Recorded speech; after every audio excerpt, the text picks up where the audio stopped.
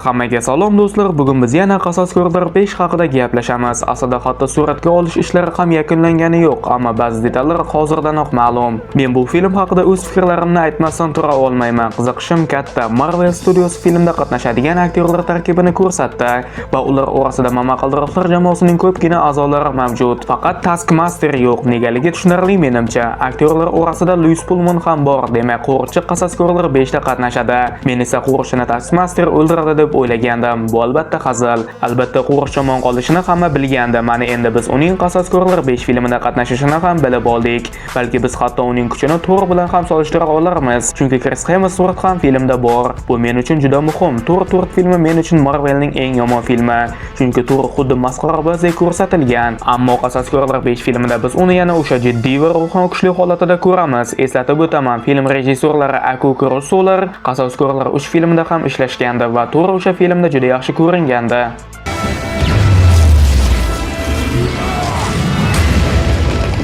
Shunday ekan haqiqiy Thor qaytdi. Muhim personajlar qatorida Qora Pantera va Namor ham bor. Negaligi tushunarli. Ular komiksda eng muhim qahramonlar bo'lgan va kino olamida ham ular juda katta o'ringa ega. Ammo Mbaku nega kerak? U ham asosiy qahramonlar qatoriga kiritilgan. Ammo nega? Axir Mbaku unchalik kuchli qahramon emas-ku. Muxlislari ham unchalik ko'p bo'lmasa kerak. Nega u boshqa qahramonlar qatorida? Shu joyda menda taxmin paydo bo'ldi. Film voqealarining bir qismi Wakandada sodir bo'lishi mumkin. Mbaku esa Qora Pantera 2 filmi voqealaridan so'ng Wakanda qiroliga aylandi. Faqatgina shu sababli u filmda muhim bo'lishi mumkin. Komiksda maxfiy urushlar boshlanishidan salgina oldin AQSh va Wakanda o'rtasidagi aloqalar sovuqlashgan va oxir-oqibatda Wakanda vayronaga aylangan. Kino olamida ham maxfiy urushlarga oz qolganini hisobga olsak, Qasos Koridor 5 filmida biz AQSh va Wakanda o'rtasidagi katta jangga guvoh bo'lishimiz mumkin. Aynan shu sababli filmda Namor ham qatnashadi. AQSh esa Wakanda va Namorga qarshi o'zining eng kuchli qurolini ishlatadi. Bu albatta qo'riqchi. Menimcha qo'riqchi avval Namorning vatani bo'lgan Talakonni yo'q qiladi.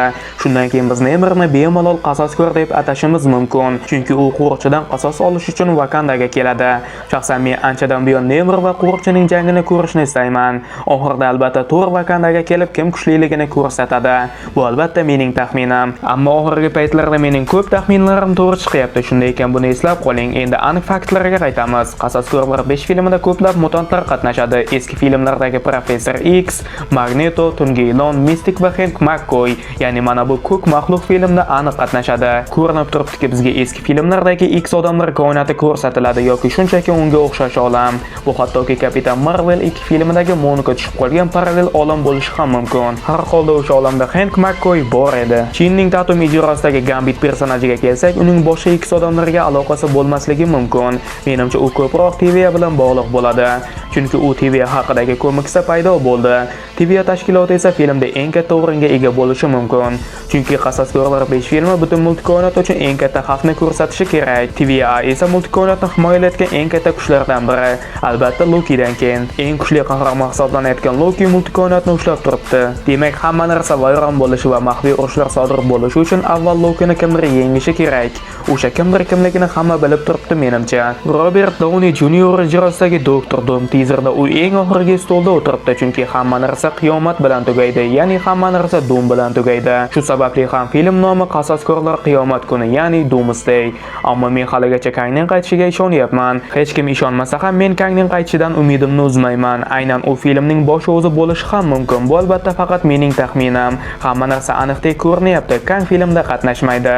Bosh o'zi esa Doktor Doom bo'ladi. Ammo filmni ko'rib o'tirganingizda Kang Loki bilan jang qilayotganini ko'rsangiz, shu videoni eslang. To'g'ri taxmin qilgan bo'lishim mumkin yoki kalla qo'ygan bo'lishim ham mumkin. Haqiqatni esa 1 yildan keyin film chiqqanida bilib olamiz. Siz Qasos Koridor 5 filmidan nimalarni kutyapsiz? Sizningcha Loki mag'lub bo'ladimi? Namor va qo'riqchi jang qiladimi? Fikr va takliflaringizni kommentariyada kutib qolaman. Keyingi videolarda ko'rishguncha sog' bo'ling, salomat bo'ling.